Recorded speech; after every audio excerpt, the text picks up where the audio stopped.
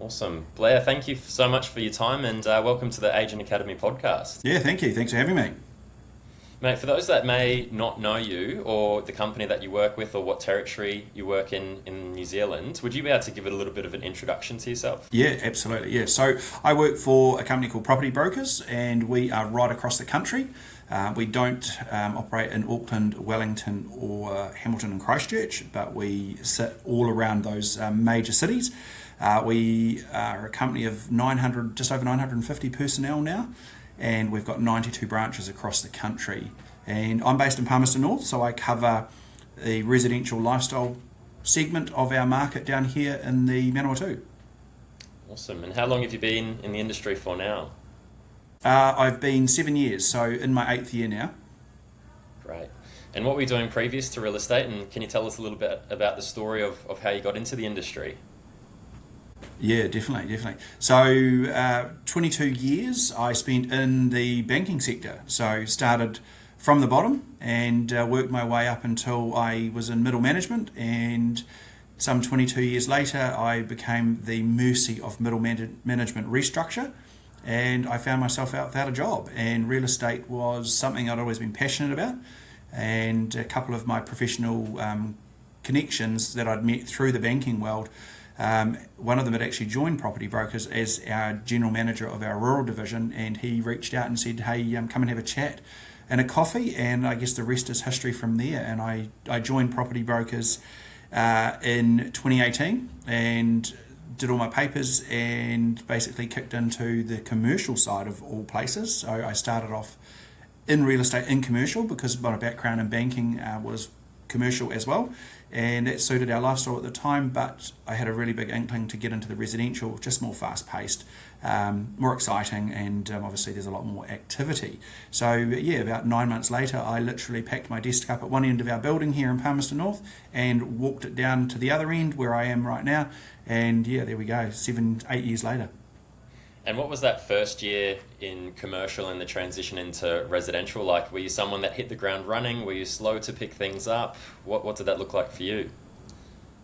I was lucky because I guess the years, about 12 years in Palmerston North. I didn't spend all my 22 years in banking here, but my 12 years in Palmerston North, I guess gave me a good hand into the market because people knew who I was. I had a great connection of professional network, but also obviously a lot of clients that I had managed right through the business and the commercial sector as well. So yeah, I was fortunate in that space. I understand some people it's obviously a bit different, but yeah, hit the ground running in March 2019 is when I transitioned from the commercial side into the residential, and went for it, and managed to achieve in my first 9 months in the residential side Rookie of the Year for the company, and managed to achieve 25 million in sales, which was phenomenal for a newbie in the industry, and only 9 months on the residential side. Man, I think a lot of what you're talking about there, is phenomenal for new agents to hear that there is the opportunity to come in and really hit the ground running if you're doing the right activities. And I'd love to dive a little bit deeper on maybe what things you were doing within those first 12 months to go and to do $25 million in sales and be nominated for Rookie of the Year. And I'd love to be able to break it down into some mechanical or mentality tips for agents that are listening.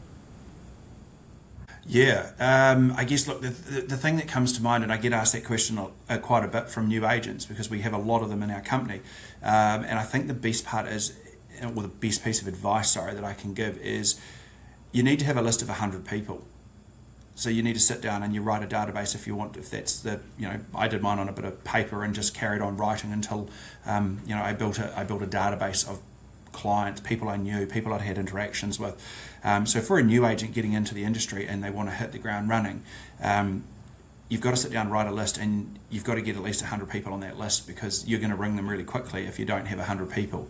And also the other side about it's not who you know, it's who knows you. So that jumps straight into the next piece. You've got to market yourself. You've got to get out there. And I suppose when I started, social media was there, but it's obviously a lot more prominent now in a big way, and it's probably actually going to take over, dare I say it, but it's going to take over the traditional forms of marketing for real estate anyway. So you've got to get yourself out there. You've got to market yourself. So a couple of things I did is I invested heavily into a marketing campaign on Facebook. So it was a lead generation. So that got a lot of traction early on, and there was very few people doing that at that particular time. Static billboards, so static marketing. So I went round and literally found wherever I could get a billboard or a sign that was bigger than an A3 piece of paper that was cheap. I got my face out there. So I took the punt. I probably didn't have any money for it, but I spent $1,200 a month on a billboard, and I had that billboard in that location for 12 months. I had a reasonable billboard at a car wash, so every time people drove into a car wash, like a wash world, they saw my face. And then I went round the coffee carts in town, and they all have those little public notice boards, and I got an ad on all of those and held those, and I still have them today. So in a short space of time, I got myself out there in terms of that exposure, but I also made sure that kept on that it was consistent, because that's the key as well, is that I see a lot of people come in and they spend a good amount of money, but it only lasts 2 or 3 months, and it's a bit of a flash in the pan. It doesn't give you that duration or longevity for people to actually get familiar with you and become comfortable and think that they already know you and they're your best friend. And they turn up to an open home and you're like, great, this is excellent, and they're really nice, and it's like they are your best friend, and that's the true test. So I think the key there is you've just got to get out there and market yourself. You've got to build your database, you've got to build your contacts, and you've just got to get people out there, get people that are out there knowing who you are, and then hopefully you start to get that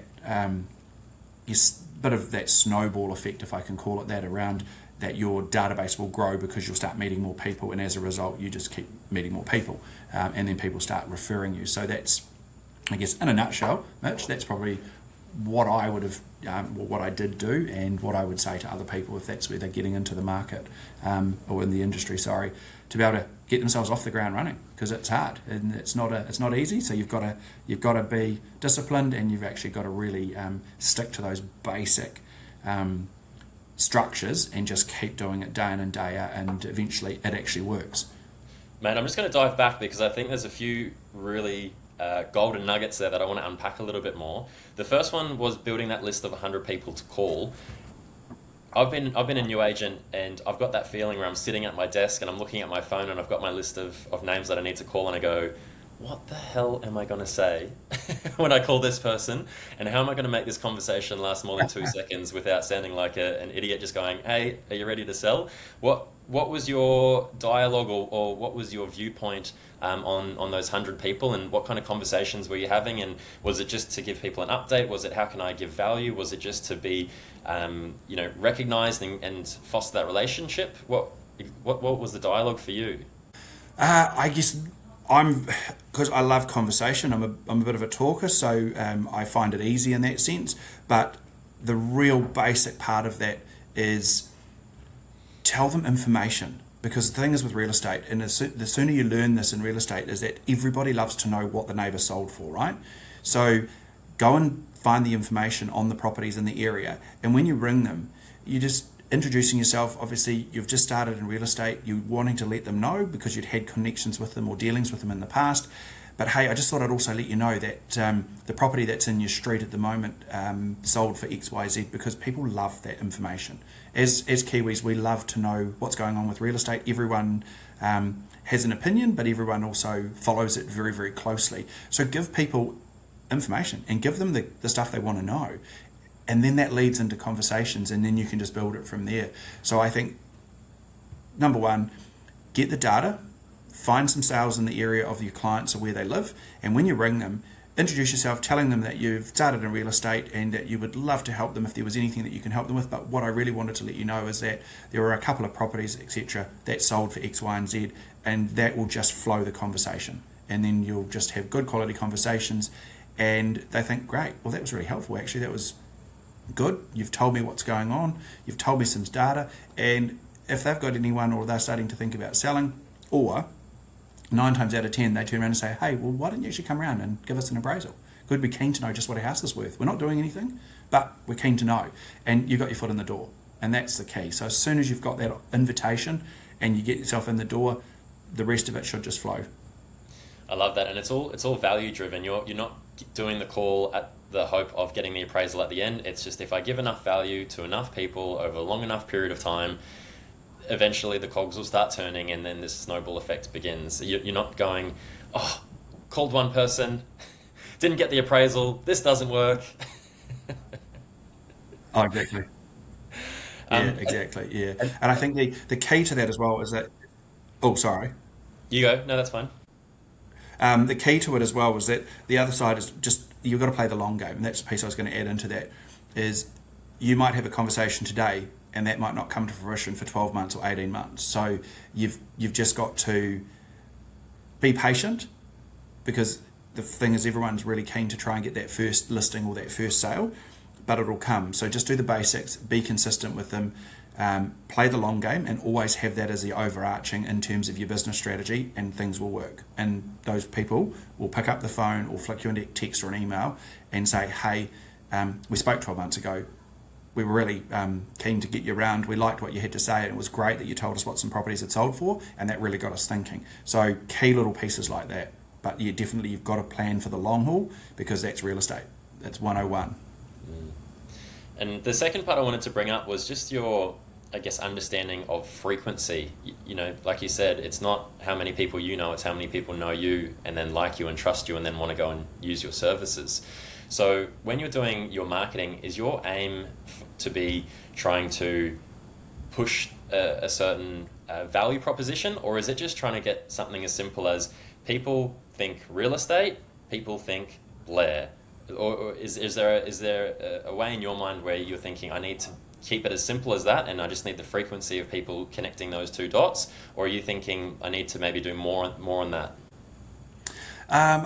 Look, when I started, and the messaging I had, I think it was just really getting across that you're a genuine person, and just finding some messaging, and whether it's a tagline or it's just, you know, something that says something about you that people go, I like, I can trust, and I know you're going to do a good job. So it's really hard to get that into a billboard or into your advertising, but you can certainly do, you know, 2 or 3 pronged approach at it so that you can get that message out there.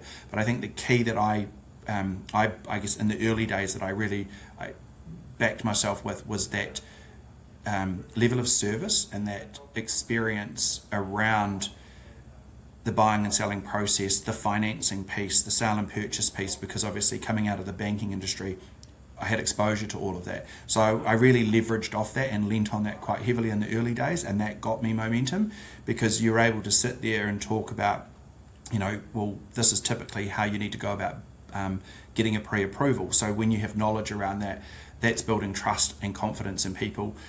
Also having knowledge and so forth around the sale and purchase agreement and contractual stuff, that builds that trust and confidence in people. And then once you start to get momentum, then you naturally gravitate away from all of that, which I have. And now it's completely different. And it's about building probably a little bit more, you know, some creative marketing around you as an individual, what you offer, but also sometimes it can be result driven, or it's results based marketing, because that also gets you some good leverage as well, because people want to know that you're successful, because if they're going to sell their biggest asset, they want to know you're going to get the job done. So I think you've got to be able to tell that story, but you've got to tell it in a way that doesn't just come across as that you're a bit cocky or you're a bit arrogant or whatever like that, and I'm so good, look at me. But if you do that in a really professional manner, which is what I've always maintained, it works, and people then start to resonate with your message. But again, it comes back to that consistency,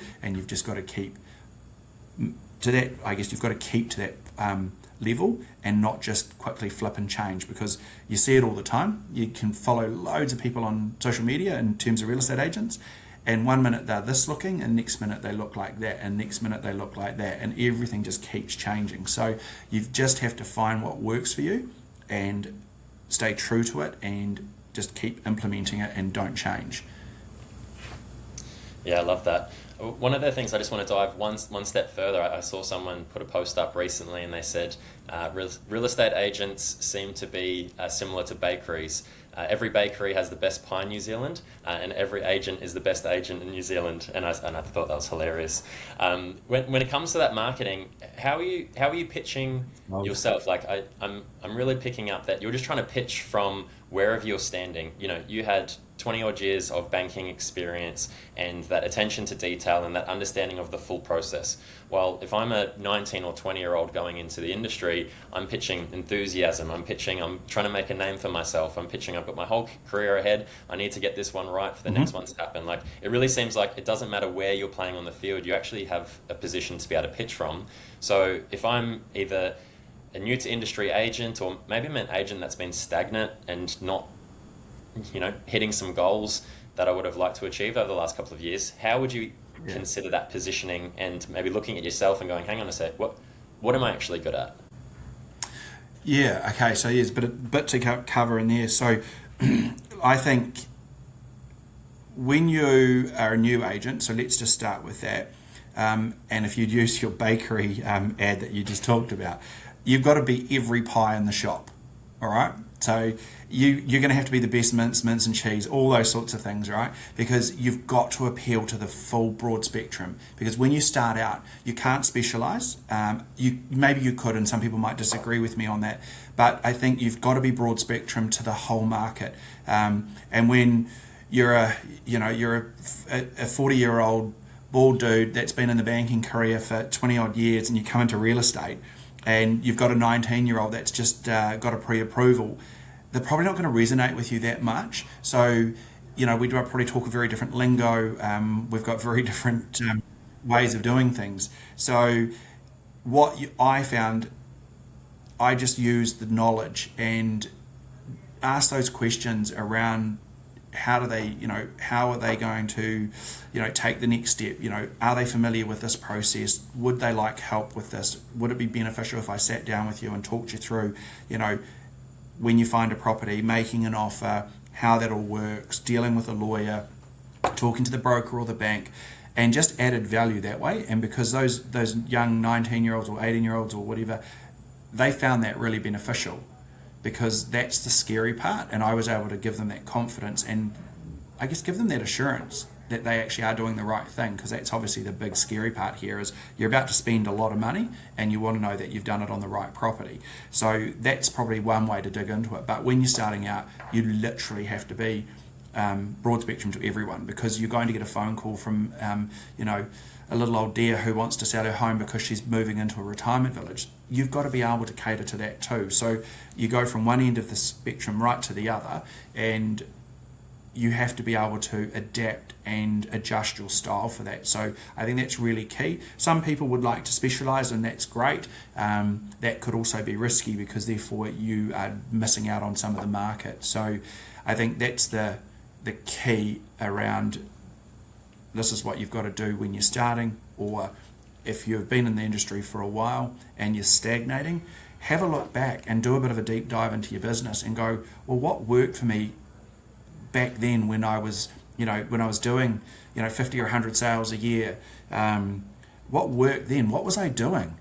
And I reckon it'll be there. It'll be blatantly obvious. And it was probably something along the lines of, I used to spend a lot on marketing and now I don't, because I can't afford it, so I've just pulled right back, or I've pulled right back because I just don't want to spend that money anymore because I think I don't need to. But what you've found is that might be 5 years ago and you're doing that deep dive.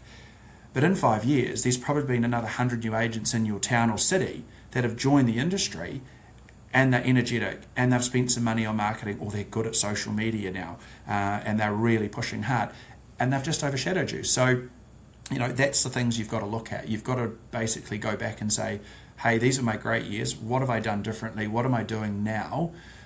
Or am I actually at that stage in my business now where I've actually dialed it back and I'm comfortable with that? And if that's the case, great. But if you're trying to build and you're struggling, then you've really got to go back and reinvent yourself. But you've got to stick to your core values. That's the main thing. So that is the part around, hey, I've been in the industry for 10 years, or I've been in for 8 years and I'm really struggling at the moment. I'm not getting traction.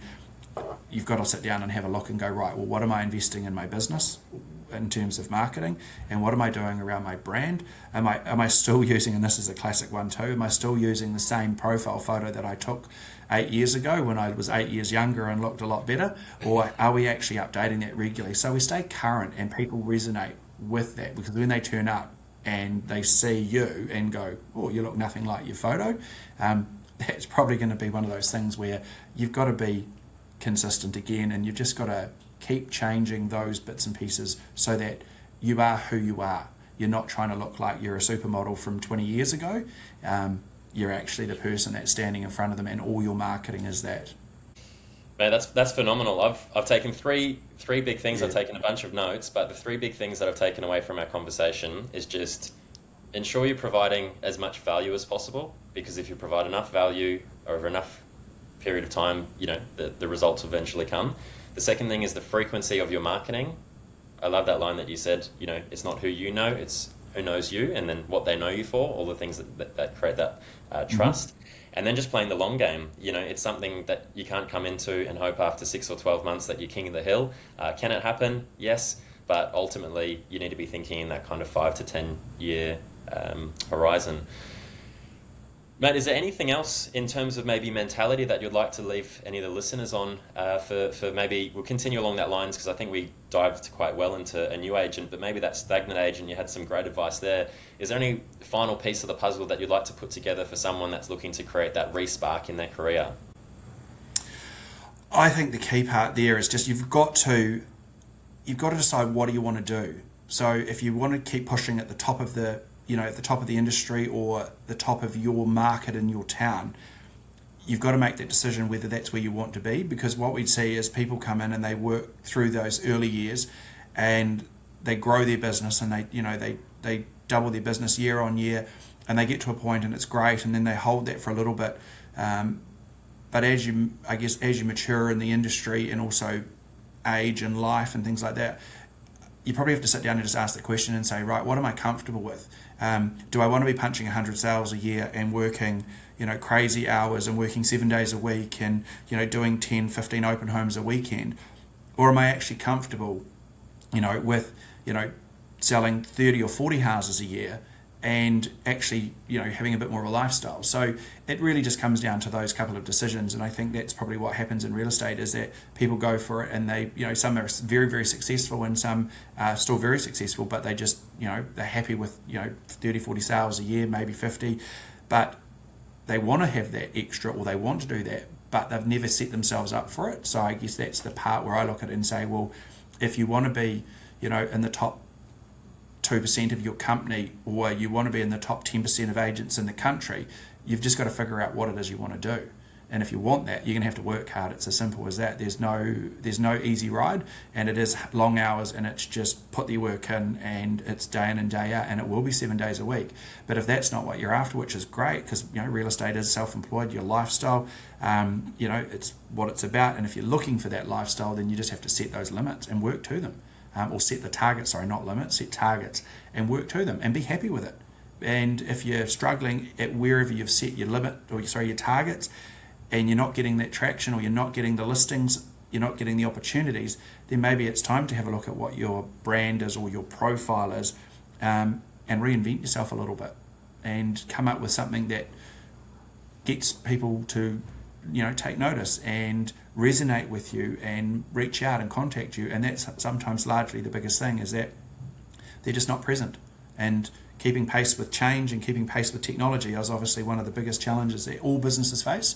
And as real estate agents, there are so many of us in the industry, and I think off the top of my head, there's about 16,000 plus agents in New Zealand. So when you look at it like that, you've got to be able to make yourself stand out. And if you don't, then you fall into the crowd. Totally. Man, that's been amazing. I'm going to leave it there, but I'd love to catch up in 6 to 12 months and maybe build upon this conversation, because I think for the 25 minutes of information that we've collected, like I said, I've taken away 3 key points, and for any of the listeners, if they go and implement even half of those things that you've spoken about, I think their business would look very different in 6 to 12 months' time. So, Blair, thank you so much for your time. I really appreciate all of the information that you had to share.